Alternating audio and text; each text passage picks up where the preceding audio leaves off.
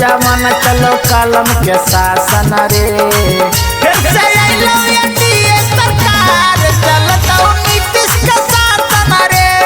फिर से अइलो एनडीए सरकार चलतो नीतीश के शासन रे। अरे लुच्चा लफंगा के कबो बिहार में नहीं मिलो है आसन रे। फिर से अइलो एनडीए सरकार चलतो नीतीश के शासन रे।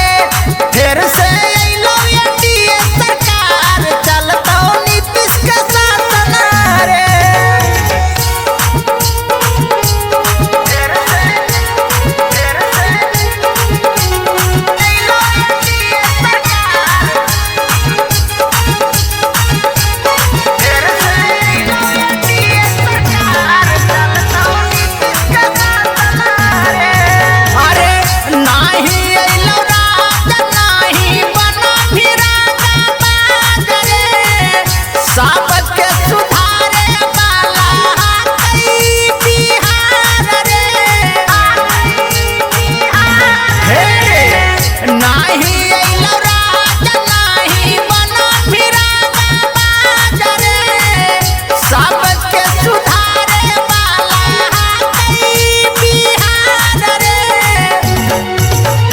होके आजाद फिर से काम करते प्रशासन रे।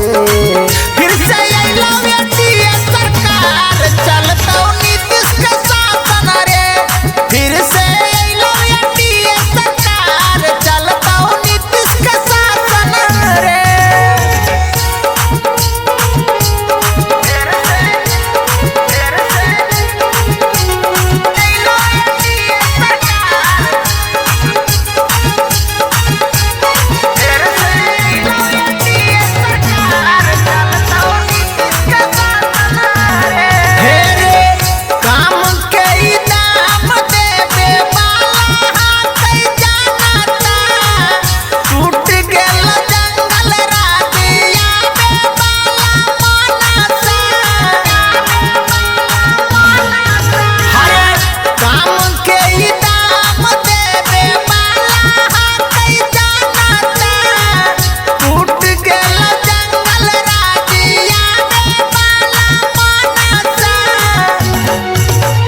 महागठबंधन में फिर से